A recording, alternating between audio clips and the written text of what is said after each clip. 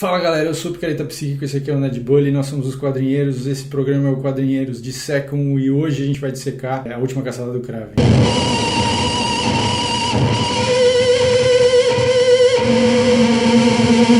Então é Kraven ou Kraven? Não sei, você fala Kraven? Eu falo Kraven, no desenho foi dublado Kraven também. No desenho foi dublado? Eu não lembrava. Bom, eu vou falar Kraven. Foda-se, pode falar. Então... Bom, essa é uma das histórias mais lembradas do Homem-Aranha, dos 50 anos do Homem-Aranha. É realmente uma história icônica. Ela tem vários níveis de leitura, várias camadas. Isso que é o bacana dela e por isso que a gente escolheu só para falar. Ela leva o Aranha para um nível muito mais mítico, assim. Ela tira ele daquela coisa do romantismo, porque todos os heróis da Marvel são baseados um pouco no romantismo, nos heróis românticos do século XIX e tal. A DC já tem os heróis mitológicos, baseados numa coisa muito mais antiga e tal. Uhum. Então ele dá um peso de mitologia para o Homem-Aranha nessa história, que sai um pouco do padrão, também tem um estilo bem sombrio, a história sai também um pouco da coisa da piadinha do Homem-Aranha, aquela coisa mais leve. Então é bacana também por causa disso. Então é interessante também que nessa fase, né, pelo menos nos quadrinhos, ele é recém-casado com a Mary Jane e usa, né, o uniforme negro que até então ninguém sabia que era... Não, na verdade esse uniforme, ele sabia já que era o simbionte. Já sabia? Já tinha expulsado o simbionte, mas ele resolve usar o uniforme negro porque ele tava stealthzinho. Ai, caralho. Tá bom, né? Então, o John Mark DeMatteis, que é o autor da história, essa história é assim, ele tinha esse argumento, que basicamente é o argumento de um herói que é enterrado vivo pelo vilão, e aí ele apresentou esse argumento lá na Marvel como se fosse uma história do Magnum, que é um personagem secundário dos Vingadores, e não foi aprovado. Aí ele estava com um roteirinho no bolso, ele estava na DC naquele momento, ele pegou e repensou o roteiro numa história do Batman com Coringa. E colocou na mesa do editor. Só que na mesa do editor tava a Piada Mortal ali, esperando para ir pro pré. Difícil competir. Aí ele falou, não. Aí ele falou, não, tudo bem, eu mudo o vilão, eu vou pegar outro vilão do Batman. Aí ele reescreveu a história com o vilão do Batman. O cara falou, não, porque era muita emoção pro Batman, um dia depois da Piada Mortal.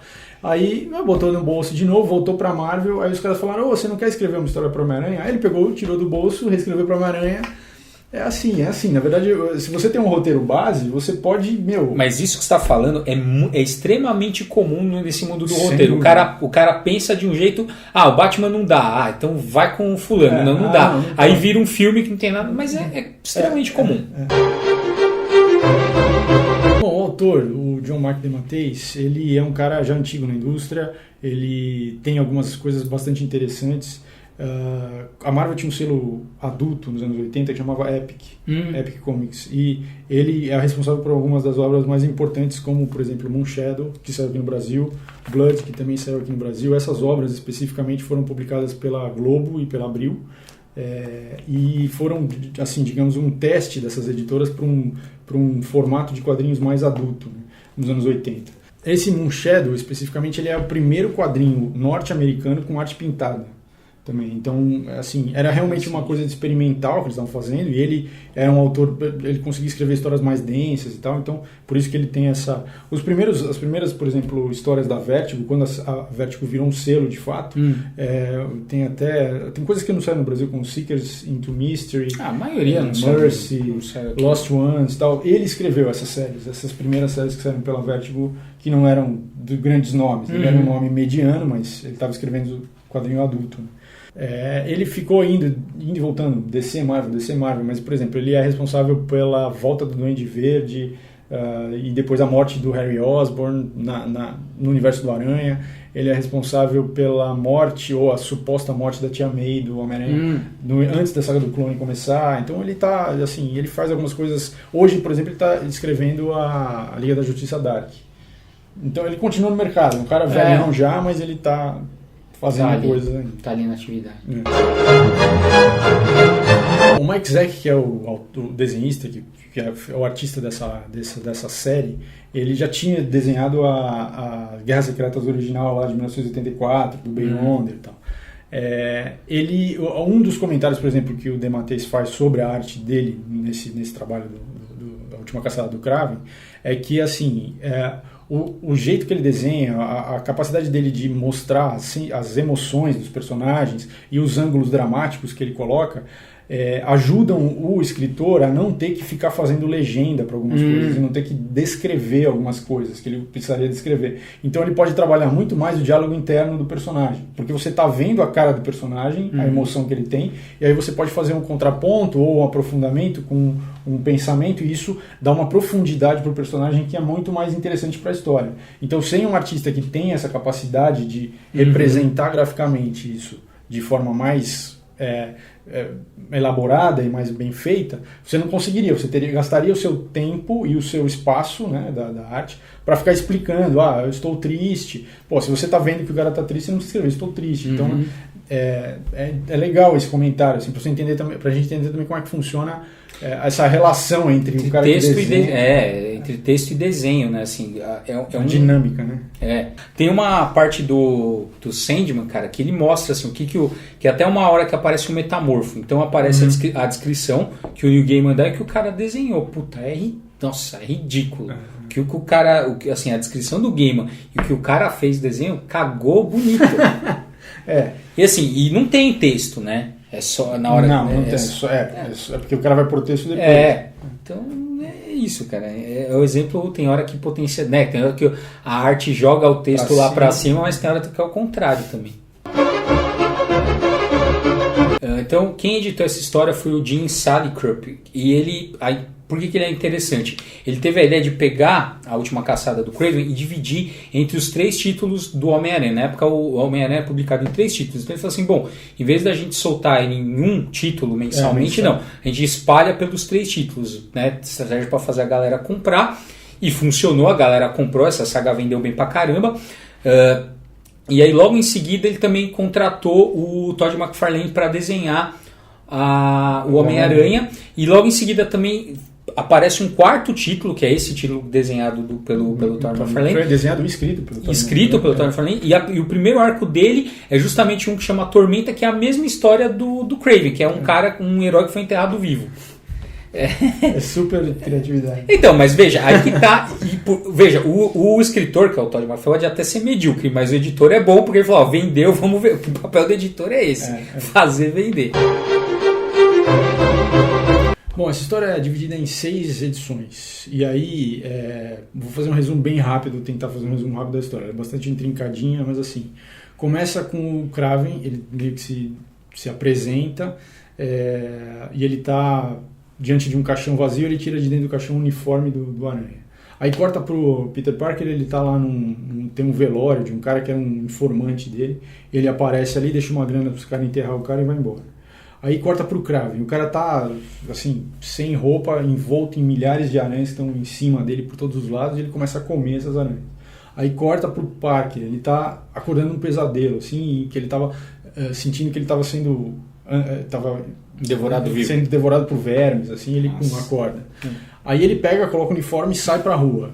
O Kraven já tá na rua caçando o aranha. Aí ele pega e acerta o aranha com um sedativo. O aranha, meio que drogado, vê o fantasma do cara que morreu e, apaga. Aí o Kraven pega e leva o aranha. Aí aparece a mansão do Kraven, ele enterra o aranha, aparece o aranha num caixão, com uniforme e tal. Ele fecha o caixão, enterra o aranha, acabou o primeiro episódio. E aí acaba o primeiro episódio com uma poesia, que é uma poesia do William Blake, que é na verdade uma versão da poesia do William Blake. O William Blake é um autor inglês famoso, um dos maiores britânicos de todos os tempos, tal, pai do romantismo inglês. Então, que é uma versão de uma poesia dele que chama Tigre, O Tigre.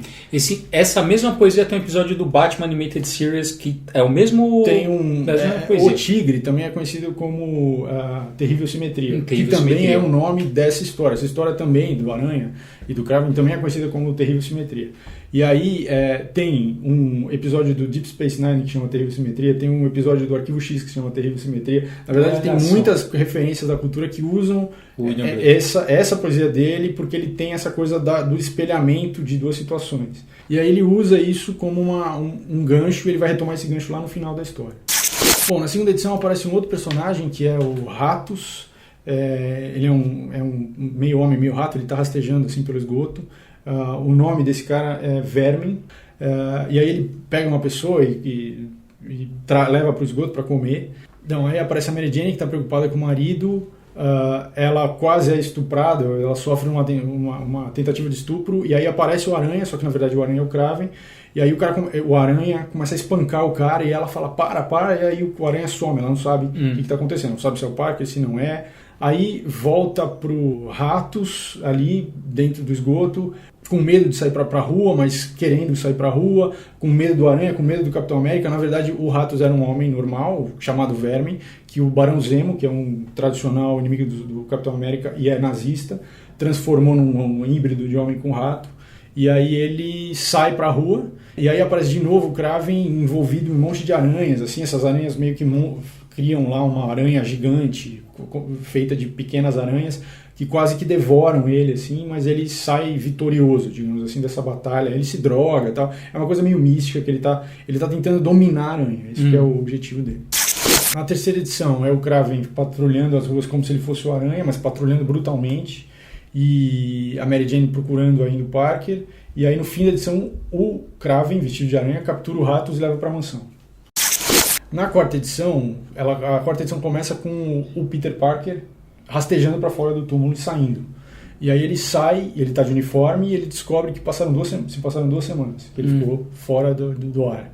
Então ele sai dali da mansão do Kraven, volta para a Mary Jane, e aí tem uma cena interessante que é uma cena meio de insinuação de sexo dos dois, assim, que é bem adulto. Eles eram recém-casados, tal. E aí o Aranha, tal, depois que ele volta para a mulher, tal, ele volta, põe o uniforme e vai de novo para a mansão para confrontar o Kraven. E aí quando ele encontra o Kraven na mansão, acaba a edição. Bom, aí a quinta edição, o Aranha confronta o Kraven e ele começa uma briga física com o Kraven, mas o Kraven falou, não, veja, eu já ganhei. Aí o Aranha não entende exatamente o que ele está dizendo, aí ele pega e solta o Ratos em cima do Aranha. Tem um momento em que o Ratos, né, o Aranha está lutando com o Ratos, aí ele pode matar o Ratos, e aí ele não mata, e aí o Kraven fica não entende por que ele não mata o Kraven, se ele é superior ao Ratos, né? E aí o Ratos dá uma reviravolta na luta, e o Ratos chega num ponto que ele vai matar o Aranha, e aí o Kraven intervém, impede que o Ratos mate o Aranha, o Ratos foge, e aí o Kraven ajuda o Aranha e fala que agora ele compreendeu. E aí o Aranha vai embora e o Kraven se suicida. E aí acaba a edição. Ele dá um tiro na boca, assim, pum, e acaba a edição. É bem forte, assim, a história é bem densa, bem obscura e forte. E a última edição é só um desfecho, né? O Aranha vai atrás do Ratos que tinha fugido, ele captura o Ratos, entrega para a polícia e se reconcilia com a esposa, se retorna para a esposa e aparece lá um testamento do Kraven desmentindo, dizendo que quem fez toda aquela brutalidade que ele, Kraven, estava fazendo com o uniforme do Aranha era ele, não o Aranha. Então, tipo, limpa a barra do Aranha e tal. E aí acaba a história acaba com o Kraven sendo enterrado pelos empregados dele na mansão e acaba com a poesia de novo, Aranha, Aranha, e aí dá o desfecho e acaba a história. Então, como eu falei antes, essa história é conhecida também como Terrível Simetria, e por causa da poesia do William Blake que está dentro da história, que foi usada numa adaptação e tal, mas essa citação que está ali na história dá para você fazer então uma leitura mais complexa da história a partir dessa citação. Então, o que é legal, o que é interessante? O William Blake escreveu essa poesia que chama O Tigre num livro que é a Canção da Experiência. E esse livro era espelhado com outro livro que chamava Canção da Inocência. E a poesia Tigre, ela é espelhada no livro Canção da Inocência, numa poesia que chama O Cordeiro. Então, ele está ali fazendo um jogo de valores, entendeu? A teoria do Blake, ou a ideia do Blake, a filosofia do Blake era o quê? Que o ser humano não é um ser separado entre corpo e alma. Ele é tudo ao mesmo tempo. As coisas todas se complementam, não são separações. Então não é que o corpo é o pecado e a alma é a virtude. Essas coisas acontecem ao mesmo tempo, simultâneas. E aí a história é isso. O Kraven, ele tem uma leitura da experiência, ele é o caçador, é o cara que foi para a selva e adquiriu a experiência, então ele é fruto da experiência. E, portanto, ele é o tigre. E aí ele vê no Aranha a aranha, e ele quer dominar a aranha, porque ele quer dominar a aranha a partir da experiência. Ele quer colocar o uniforme da aranha e ir para a rua. É isso que ele quer. Mas quando o Peter não mata o Ratos, e ele acha aquilo estranho, e ele entende que o Peter é uma pessoa boa, e aí a virtude, né? Então ele entende que o Peter é as duas coisas ao mesmo tempo. Ele é o Aranha ao mesmo tempo que ele é um homem bom. Coisa que o Kraven não era. Ele achava que você poderia ser só uma coisa ou outra. Então, a hora que ele entende aquilo, ele liberta o par que ele se mata. Então é interessante que esse pano de fundo, que assim, se você for ler a história, você consegue identificar, mas a poesia chama isso, né? Reforça isso.